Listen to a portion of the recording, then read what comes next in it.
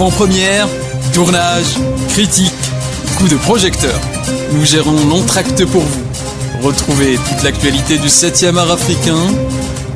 Ciné Efriqiya, le cinéma s'invite chez vous et c'est seulement sur Efriqiya FM.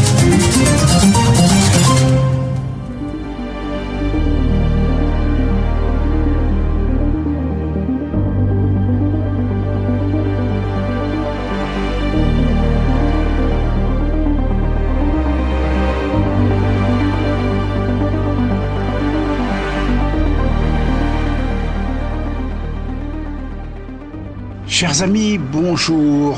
Je suis heureux de vous retrouver dans notre émission Ciné Efriqiya et sur notre chaîne Efriqiya FM.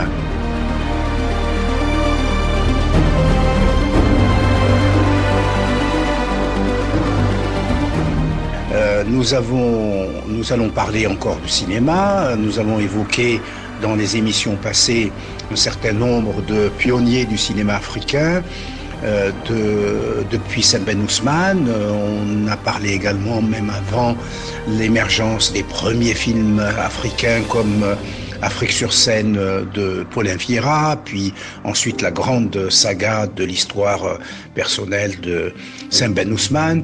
Nous avons évoqué également d'autres cinéastes comme Djibril Diop Mambéty, comme également Johnson Traoré, etc. Et aujourd'hui, je voudrais évoquer également le nom d'un des grands pionniers qui n'appartient pas à l'école sénégalaise, mais qui est un cinéaste et un acteur, réalisateur nigérien qui s'appelle Omaro Ganda.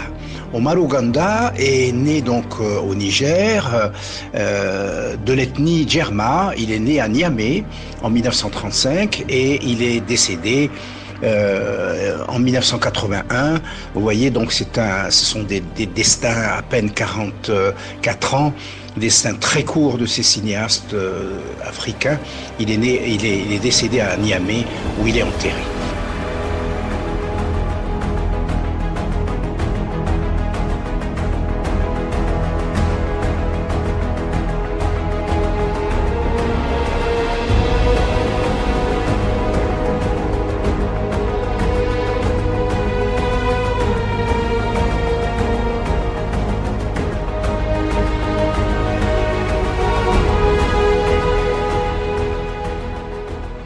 Omaro Ganda a effectué des études primaires à Niamey avant de s'engager dès 17 ans dans le corps expéditionnaire français en Extrême-Orient comme tirailleur. Il fait la guerre d'Indochine où il passe 2 ans.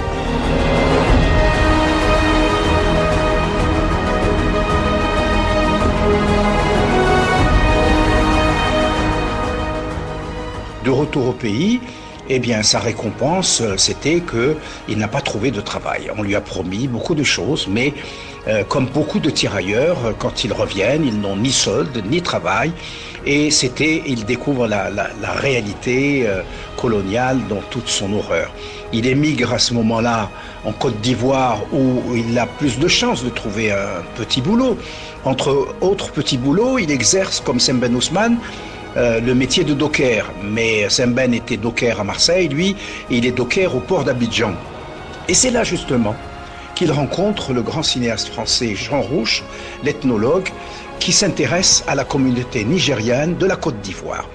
Il envisage une enquête sur l'émigration afin de préparer un film important qu'il a en tête. Il engage à ce moment-là, il rencontre Omaro Ganda dans le port d'Abidjan et il l'engage comme enquêteur statisticien, comme assistant pratiquement, c'est-à-dire alors qu'Omaro Ganda à l'époque n'avait absolument pas l'idée de faire des films.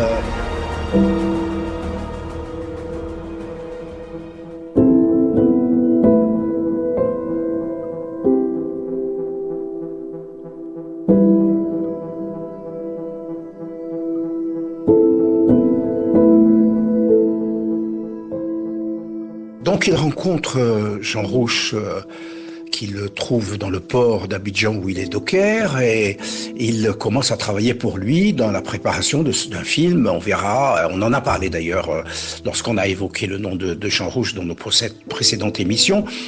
C'était en fait, je peux vous le dire maintenant, c'est Moi un Noir qu'il préparait, et donc il engage Omar Oganda comme enquêteur statisticien.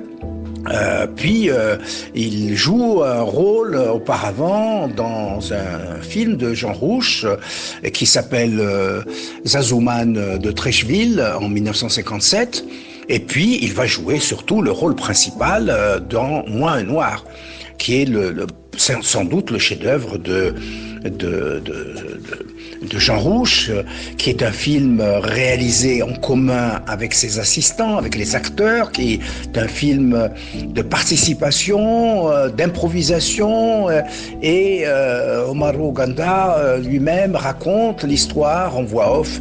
Et à travers ces deux films qui sont réalisés par Jean Rouch, Omar Oganda il devient accro au cinéma. C'est là qu'il découvre le cinéma, et après cela, il n'a qu'une envie, c'est de faire ses propres films.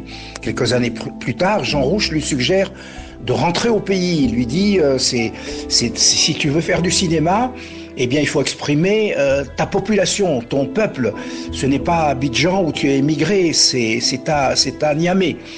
Dès son retour à Niamey, donc, Omar Oganda est engagé comme assistant technicien de cinéma au Centre culturel franco-nigérien, et il y trouve dans le club Culture et Cinéma des techniciens qui dispensaient une formation pour des jeunes qui voulaient embrasser les métiers du cinéma.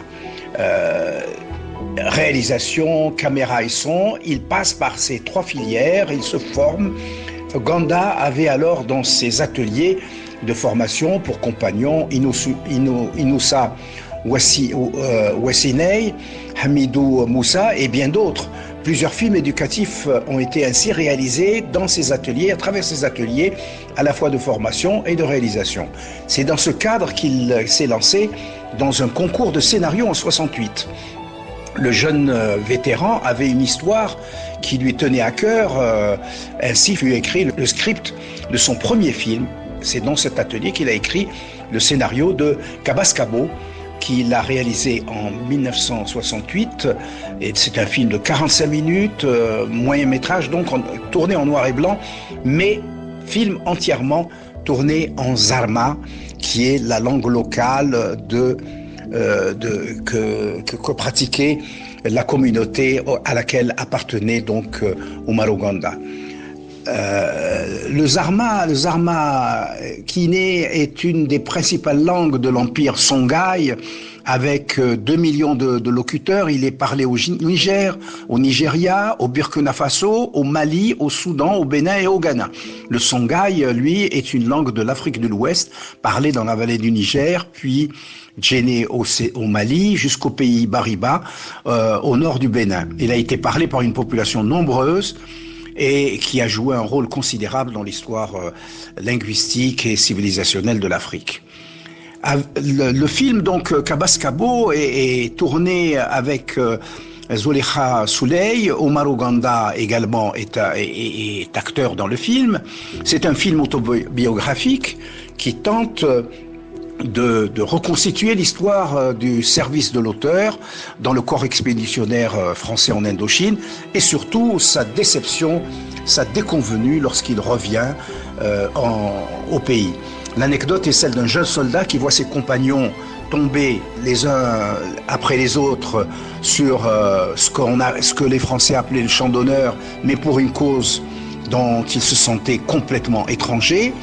De retour chez lui, il pourrait évidemment, selon les promesses de ses officiers, accéder aux emplois réservés, parce qu'il aura manqué de se mettre au garde-à-vous d'un sergent, devant un sergent, soi-disant, et on va le priver d'accéder au travail, et donc il se retrouve chômeur et obligé d'émigrer pour aller travailler comme docker.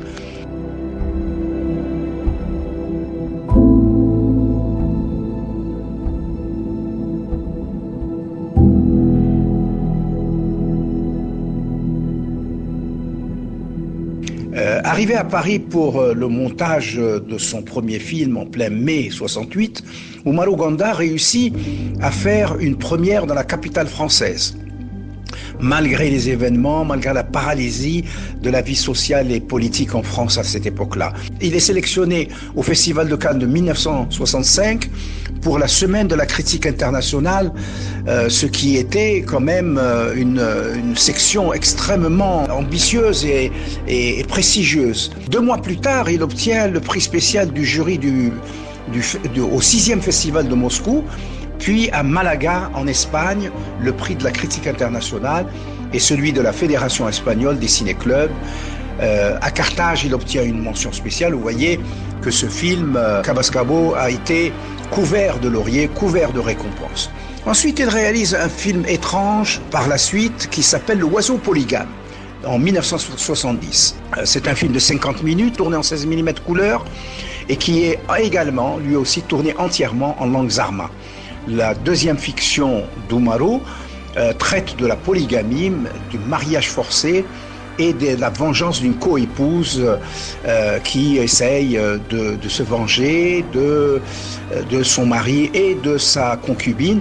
Mais en réalité, Umaru Ganda, dans L'Oiseau polygame, dénonce la polygamie comme quelque chose d'anachronique dans la société africaine et dont on doit se débarrasser. Ce film se montre particulièrement critique envers ceux qui détiennent un certain pouvoir et qui l'utilisent pour justement accumuler des épouses parce qu'il voit une relation étroite entre le pouvoir et la jouissance. Il reçoit alors, avec L'Oiseau polygame, le premier prix du FESPACO en 1972. Ensuite vient un autre film qui s'appelle Shaitan, Satan, 1972, donc 2 ans après. Il réussit déjà à faire un film de 64 minutes cette fois, couleur, entièrement tourné également en langue zarma. Tout le film est évidemment complètement dans l'angle de la critique sociale. Il est même un peu virulent. Dans un petit village, il raconte l'histoire d'un marabout qui sert d'entremetteur et de facilitateur entre une femme adultère et un amant fortuné. Il dénonce la corruption, qu'elle soit matérielle, qu'elle soit religieuse, qu'elle soit sexuelle. Et il l'interprète, lui-même est interprète principal dans ce film, à côté de Moussa Alzouma. Les images sont de Jean-Pierre Leroux, le son est de Moussa Hamidou et le montage de Daniel Tessier. Ensuite, il réalise en 1980 un film qui s'appelle L'Exilé. L'Exilé, 90 minutes cette fois-ci, voilà, il arrive quand même à la longueur totale du long métrage, et ce film se présente comme une anecdote sur la parole donnée, la parole qui est sacrée en Afrique évidemment. On n'a pas besoin de documents écrits, on n'en avait pas besoin à l'époque de documents écrits, la parole seule suffisait. Le film s'inspire d'un conte africain, le conte comme source d'inspiration tant au plan de l'anecdote que pour la narration cinématographique. Le conte reste un des aspects qui a privilégié Umaru Ganda pour réaliser ses films, et il a introduit donc le conte dans le cinéma africain. C'est un des premiers qui a fait cela.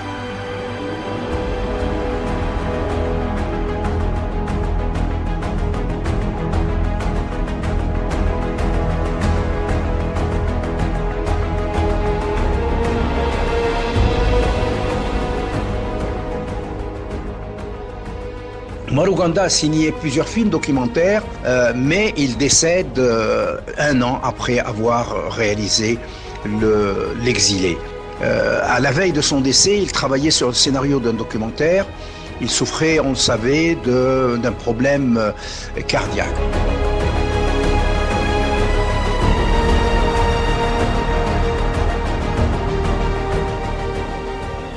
Alors, je continuerai dans les prochaines émissions à vous parler des pionniers. La prochaine fois, ce sera Medondo, avec lequel j'avais un rapport très particulier, puisque je l'ai coproduit. Et donc, je vous laisse pour le moment avec le reste des émissions de Ifriqiya FM. Je vous remercie de votre attention, d'avoir suivi toutes ces émissions et vous donne rendez-vous à la prochaine émission. Je remercie notre ami le réalisateur Sid Ahmed Belli ainsi que les techniciens qui nous ont accompagnés pour la réalisation, la confection de cette émission. Et je vous dis à très bientôt sur nos ondes.